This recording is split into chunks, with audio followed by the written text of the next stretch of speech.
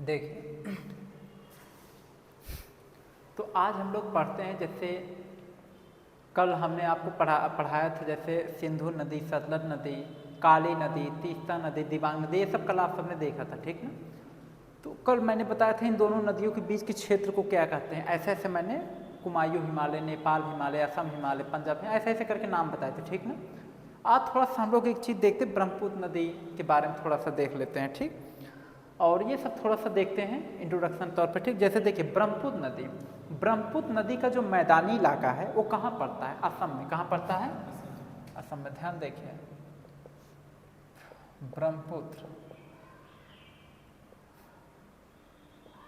ब्रह्मपुत्र नदी का जो मैदान है कहाँ पड़ता है? असम में। कहाँ पड़ता है? असम। ब्रह्मपुत्र नदी का मैदान पड़ता कहाँ है? असम में, ठीक ना। और उसके बाद देखिए, सबसे अधिक कचरा लाने वाली कौन सी नदी है पता है? ब्रह्मपुत्र नदी। कौन सी नदी है? ये जो ब्रह्मपुत्र नदी है सबसे अधिक कचरा लाने वाली नदी है। कचरा लाने वाली नदी। अच्छा, ये इतना ज़्यादा कचरा लाई है ब्रह्मपुत्र नदी इतना ज़्यादा कचरा लाई है कि इसके कचड़े से एक द्वीप का निर्माण हुआ। एक किसका निर्माण हुआ? द्वीप का। उसका नाम है जो है माजुली द्वीप। क्या नाम है? माजुली द्वीप। जिस द्वीप का निर्माण हुआ, ठीक। और बता दें कि इसके ये जो माजुली द्वीप है ना, इस माजुली के नाम से एक डिस्ट्रिक्ट घोषित किया गया, माजुली डिस्ट्रिक्ट। समझ गए कि नहीं? तो बता दें इतना ज़्यादा कचरा लाते हैं कि इसके कचरे से एक द्वीप का निर्माण हुआ जिसका नाम रखा गया माजुली द्वीप। क्लियर हो रहा है कि नहीं? उसके बाद एक चीज़ ध्यान समझिएगा, देखिए, सबसे ज़्यादा काट छांट करने वाली कौन सी नदी? सबसे ज़्यादा काटते छांटते यानी पहाड़ों को काटते पीटते, समझ के घिसावर रगड़न करते हुए कौन सी नदी आती? चंबल नदी। कौन सी नदी? सबसे अधिक काट छांट करने वाली कौन सी नदी है? चंबल नदी है, ठीक। अच्छा, एक चीज़ अब हम लोग देखते हैं, जैसे दक्कन ट्रैप का निर्माण किससे हुआ है? दक्कन ट्रैप का निर्माण किससे हुआ है? ध्यान से देखिएगा, दक्कन ट्रैप।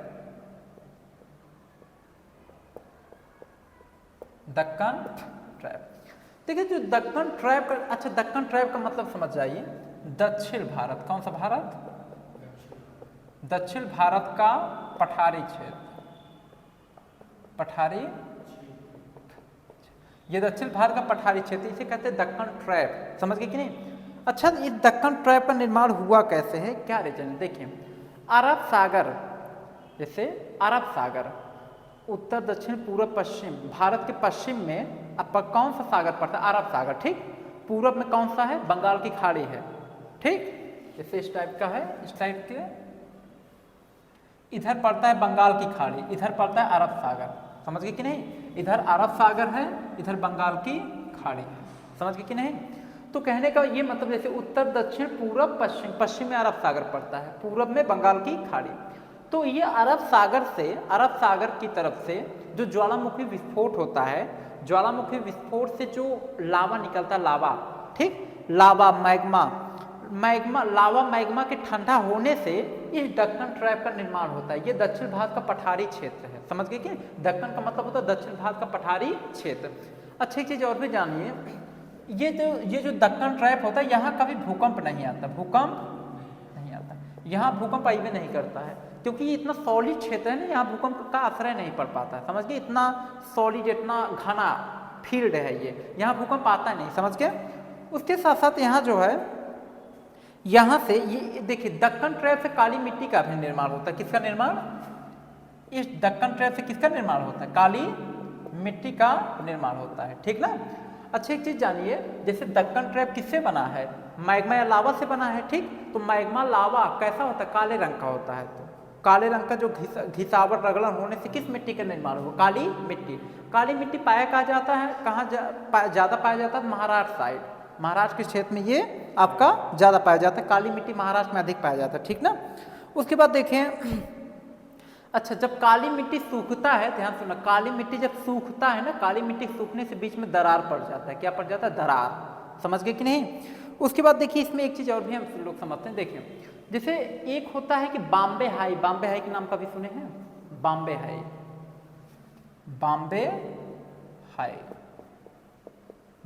हाई ये कहाँ पड़ता है? तो बॉम्बे हाई महाराष्ट्र में पड़ता है। कहाँ पड़ता है? ये महाराष्ट्र में पड़ता है, ठीक ना। तो बॉम्बे हाई को क्या है, ये समुद्री क्षेत्र में आता है। बॉम्बे हाई से क्या निकाला जाता है पता है, पेट्रोलियम निकाला जाता है। क्या निकाला जाता है, ध्यान देना, ये क्वेश्चन कई बार पूछा है। पेट्रोलियम, महाराष्ट्र के बॉम्बे हाई से क्या निकाला जाता है, पेट्रोलियम। तो जो पेट्रोलियम निकाला जाता है ना, उससे हम लोग ऑफशोर कहते हैं। क्या कहते हैं, ऑफशोर, ठीक। शोर का मतलब होता है समुद्री तट, आप का मतलब होता है दूर का। शोर का मतलब समुद्री तट, आप का मतलब होता है दूर का, यानी दूर के समुद्री तटों से क्या निकाला जाता है, पेट्रोलियम निकाला जाता है। समझ गए। उसके बाद देखिए इसमें क्या है, अब देखिए जैसे किसी भी कंट्री का, किसी भी देश का अगर अधिकांश भाग पठार वाला इलाका है, पठारी क्षेत्र है, तो उसको हम लोग क्या कहेंगे पता है, महाद्वीपीय पठार कहते हैं। क्या कहते हैं, महाद्वीपीय पठार कहते हैं, ठीक ना। तो यहाँ तक आपका देखिए हो गया। अच्छा, पर्वत के नीचे, जैसे जो पर्वतीय क्षेत्र है, पर्वत के नीचे जो पठार पाए जाते हैं उसे हम लोग कहते हैं गिरिपथ पठार। क्या कहते हैं, गिरिपथ पठार, ध्यान देना, गिरिपथ पठार, गिरिपथ पठार। देखिए पर्वत के नीचे वाले पठार को हम लोग क्या कहते हैं, गिरिपथ पठार। पर्वत के नीचे पाए जाने वाले पठार को गिरिपथ का पठार कहते हैं, ठीक ना। अब देखिए दक्कन ट्रैप के कगार का काम करते हैं। देखिए यहाँ पे समझिएगा इसके आगे। अब हम लोग यहाँ पे कुछ देखेंगे, जैसे दक्कन ट्रैप में क्या क्या पाया जाता है। देखिए ध्यान समझिए, ये जो दक्कन ट्रैप है, दक्कन ट्रैप आपका पठारी क्षेत्र होता है। कैसा क्षेत्र है, पठारी क्षेत्र। आपको पता है सबसे ज़्यादा खनिज कहाँ पाया जाता है, पता है, पठारी क्षेत्रों में पाया जाता है। कहाँ पाया जाता है, सबसे ज़्यादा खनिज पठारी क्षेत्र में पाया जाता है। और जो दक्षिण भारत है वो पूरा पठारी क्षेत्र है, वहाँ भूकंप महसूस ही नहीं होता। तो वहाँ पे क्या, खनिज वहाँ पे ज़्यादा पाया जाता है, खनिज। समझ गए कि नहीं, वहाँ पे। उसके बाद देखिए, जैसे आपने नाम सुना होगा धारवाड़ का पठार, नाम सुने हैं, धारवाड़ का पठार, हमने लिखाया भी है, धारवाड़ पठार, धारवाड़ पठार, समझ गए। अच्छा, धारवाड़ पठार में क्या है, धारवाड़ पठार में यहाँ पे जो है, यहाँ कोयला अधिक पाया जाता है। क्या पाया जाता है, धारवाड़ पठार में आपका कोयला पाया जाता है, ठीक। उसके बाद धारवाड़ पठार कहाँ है, ये कर्नाटक में पड़ता है। कहाँ पड़ता है, ये कर्नाटक में पड़ता है, ठीक। आपको पता है कर्नाटक में एक खान है जिसका नाम है कोलार खान। क्या नाम है, कोलार खान, नाम सुने होंगे कई बार, कोलार खान। कोलार खान से क्या निकलता है पता है, सोना निकलता है। क्या निकलता है, कोलार खान अपने सोना के लिए प्रसिद्ध है। कोलार खान किसके लिए प्रसिद्ध है, सोना के लिए प्रसिद्ध है, ठीक। ये आपका कंप्लीट हो गया, ठीक। उसके बाद देखिए इसमें, देखिए अब हम लोग कुछ देखेंगे, जैसे पठारी क्षेत्र को देखेंगे, पठार देखेंगे, ठीक ना। तो यहाँ से आप समझते जाएगा। अब देखिए कुछ पठार हम लोग पढ़ते हैं दक्षिण भारत का, ठीक। कई प्रकार के पठार हैं, इसको एक बार क्लियर देख लीजिए।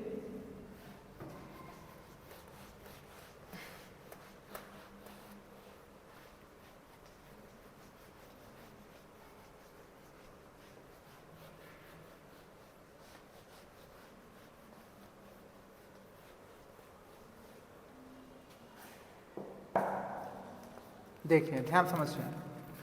अब जैसे देखिए पठार वाला,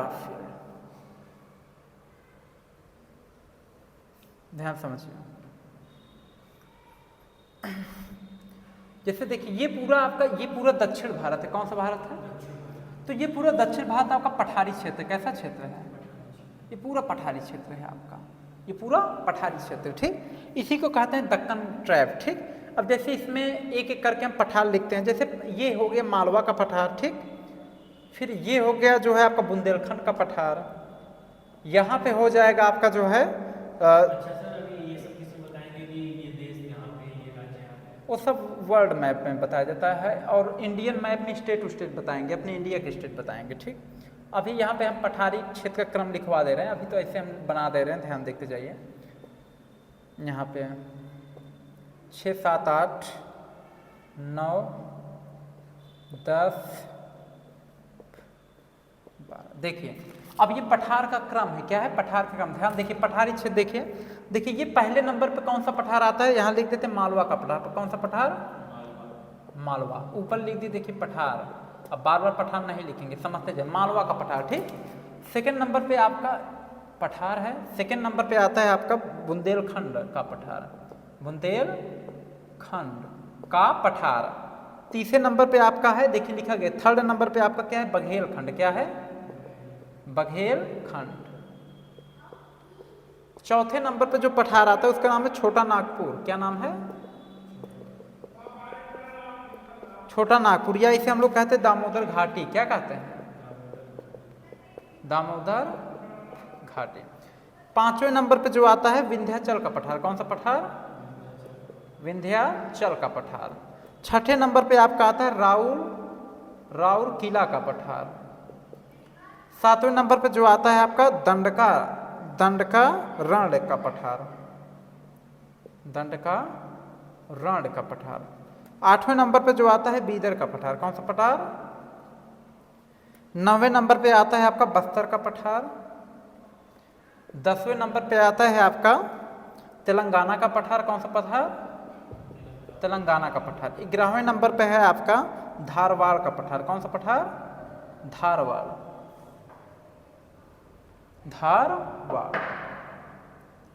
धारवाड़ का पठार।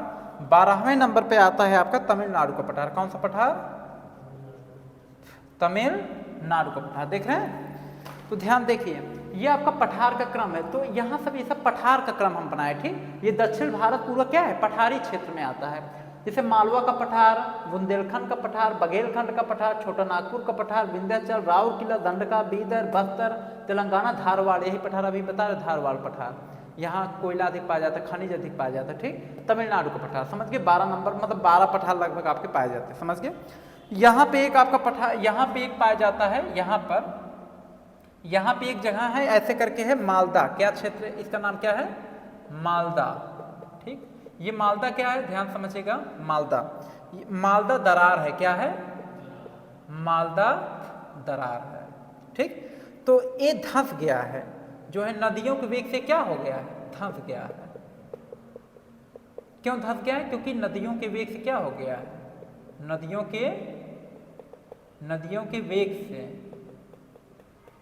के वेग से क्या हो गया? धंस गया है। ये जो मालदा दरार है क्या हो गया? धंस गया है, नदियों के वेग से धंस गया। समझ गए कि नहीं? तो ये सब इसमें है। ठीक, आगे एक आपका और भी है, इधर आगे देखेंगे तो इधर पड़ेगा मेघालय का पठार। कौन सा पठार? मेघालय का पठार। ये है मेघालय का पठार। समझ गए कि नहीं? ये हो गया आपका यहाँ तक कंप्लीट मेघालय का पठार। उसके बाद देखिए कई प्रकार के, जैसे मेघालय क्या है आपका पता है? एक स्टेट है। मेघालय क्या है? एक स्टेट है। मेघालय में आपके 3 प्रकार की जो है पहाड़ियाँ बहुत फेमस है। 3 प्रकार की पहाड़ियाँ मेघालय में बहुत फेमस है। उसका नाम है गारो, खासी, जयंतिया। देख लीजिए, जैसे मेघालय है आपका, यहीं बना देते हैं। ये आपका मेघालय है। मेघालय में 3 पहाड़ी बहुत फेमस है, ध्यान दीजिएगा। ये हो गए गारो, खासी, जयंतिया। गारो, खासी, जयंतिया ये बहुत फेमस है। तीन पहाड़ी बहुत फेमस है मेघालय में। गारो, खासी, जयंतिया। क्लियर हो गया कि नहीं? समझ में आ रहा होगा। ठीक, उसके बाद देखिए कुछ इसकी क्वालिटी भी है। ठीक ना? देखिए तीनों, यानी कि तीनों पहाड़ी में सबसे जो ऊंची पहाड़ी मानी जाती है यही गारो पहाड़ी। कौन सी पहाड़ी है? तीनों पहाड़ी में सबसे ऊंची पहाड़ी कौन सी है? गारो पहाड़ी है। और कुछ खासी पहाड़ी की कुछ क्वालिटी है, उसको देख लीजिए। ये जो खासी पहाड़ी है यहीं पे लिखा देते हैं। ये तो आपका हो गया, इसको इरेज कर देते हैं।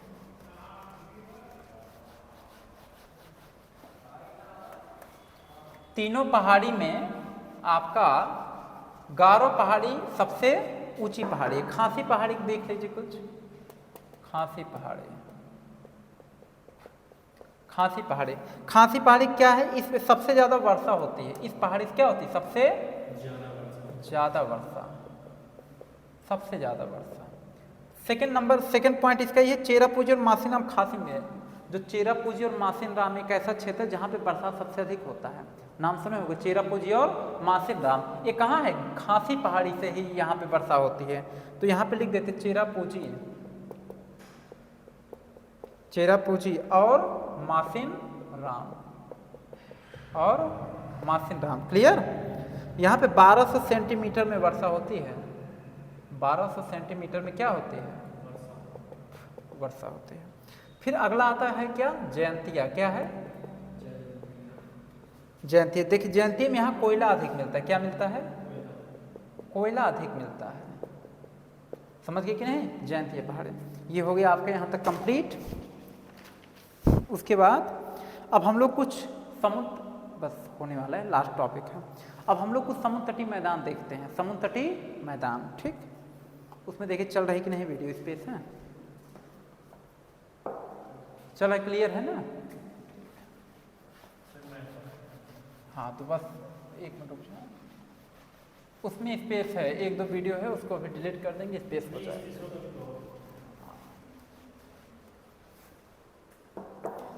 अब देखिए यहाँ पे क्या है, जैसे यहाँ पे हम लोग पढ़े हैं, ध्यान सुनिएगा, देखें। अब हम लोग यहाँ अब जो टॉपिक देखेंगे, हम लोग देखेंगे समुद्र तटीय मैदान। क्या देखेंगे? समुद्र तटीय मैदान।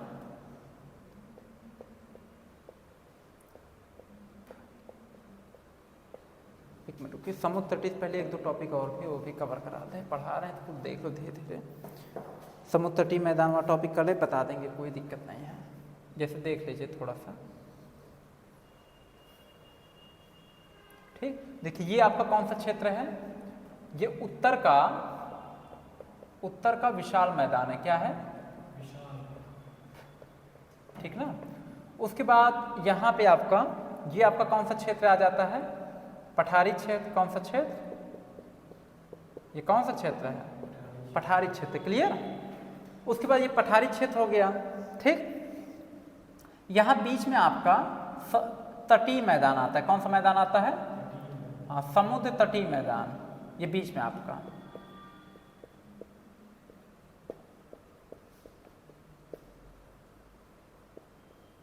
समुद्र तटीय मैदान आता है, ठीक ना।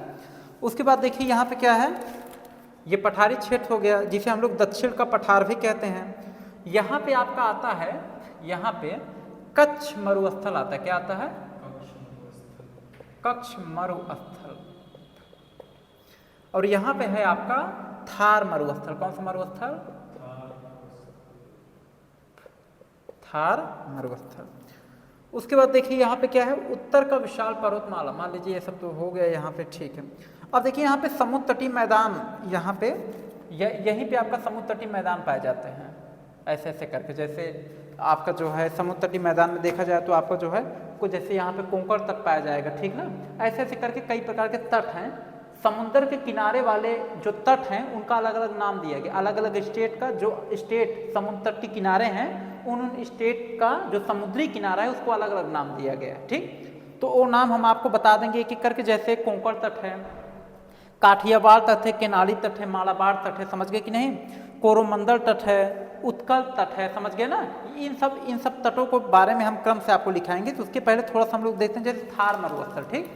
देखिए जो थार मरुस्थल है, ध्यान समझिएगा यहाँ पे। थार मरुस्थल एक ऐसा मरुस्थल है, ध्यान सुनिए, थार मरुस्थल। ये जो थार मरुस्थल है, यहाँ पे जो है इस मरुस्थल में सबसे अधिक जनसंख्या, इस मरुस्थल में जनसंख्या सबसे अधिक निवास करती है। ये एक ऐसा मरुस्थल है, सभी मरुस्थलों में से सबसे अधिक जनसंख्या इसी मरुस्थल में निवास करती है, थार मरुस्थल में। ये थार मरुस्थल में, समझ गए। उसके बाद जो है इसमें अच्छा, थार मरुस्थल में पानी कहाँ से आता है? तो थार मरुस्थल में पानी लाने का काम इंदिरा गांधी नहर करती है। कौन सी नहर करती है? इंदिरा गांधी नहर। थार मरुस्थल में पानी लाने का काम कौन करता है? कौन सी नहर करती है? इंदिरा गांधी नहर करती है। उसके बाद इसमें यहाँ तक होगा। अब आपका देखिए एक नदी है लूनी नदी। कौन सी नदी है? लूनी नदी। लूनी नदी जो है, लूनी नदी इसी थार मरुस्थल में आकर समाप्त हो जाती है। लूनी नदी कहाँ समाप्त होती है? लूनी नदी जो समाप्त होती, कहाँ समाप्त होती है? थार मरुस्थल में आकर समाप्त हो जाती है, समझ गए। उसके बाद है देखिए भारत में सिंचाई के लिए सबसे लंबी नहर, भारत में सिंचाई के लिए सबसे लंबी नहर कौन सी नहर है पता है? यही है इंदिरा गांधी नहर, ठीक ना। सिंचाई की सबसे लंबी नहर, सबसे लंबी नहर, सिंचाई की सबसे लंबी नहर कौन है? इंदिरा गांधी नहर। देखिए इंदिरा गांधी नहर, IGN, इंदिरा गांधी नहर, यही ऊपर वाला, क्लियर। उसके बाद इसमें एक देखिए थार मरुस्थल में खड़ा होने वाला, देखो थार मरुस्थल में कौन सा पर्वत खड़ा है?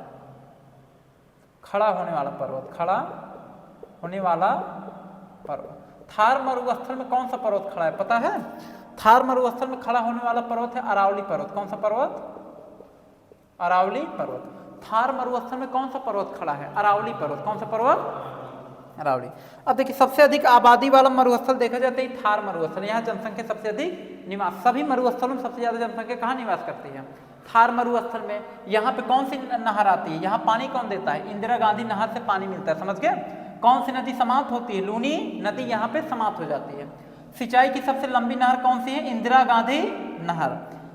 थार मरुस्थल में कौन सा पर्वत खड़ा है? तो अरावली पर्वत। कौन सा पर्वत? इसी अरावली पर्वत को काटने की बात चल रही थी अभी जल्दी जल्दी, समझ गए? तो लोगों ने जो है इसके खिलाफ आंदोलन किया, तो कुछ मुद्दा शांत है, नहीं तो इसी काटने की बात चल रही थी अरावली पर्वत को, समझ गए कि नहीं? तो ये हो गया। एक मरुस्थल है आपका कच्छ मरुस्थल, उसको देख लो। कच्छ मरुस्थल, ठीक। ये देखिए कच्छ मरुस्थल क्या है? यह दलदली क्षेत्र। कैसा क्षेत्र है? दलदली क्षेत्र है। कच्छ मरुस्थल कैसा क्षेत्र है? दलदली क्षेत्र है। उसके बाद इसकी जो मिट्टी है, यहाँ की मिट्टी कैसी होती है? क्षारीय है। कैसी है? यहाँ की मिट्टी क्षारीय है। उसके बाद यहाँ पे जंगली गधे पाए जाते हैं। कौन से क्या पाए जाते हैं? जंगली गधे। यहाँ जंगली गधा पाया जाता है, समझ गए कि नहीं? ये हो गया। उसके बाद अब आपका है लद्दाख। एक मरुस्थल और है, लास्ट है लद्दाख मरुस्थल, ठीक ना? उसको भी देख लीजिए, कंप्लीट पढ़ाएंगे, चिंता ना करो। लद्दाख मरुस्थल देखिए,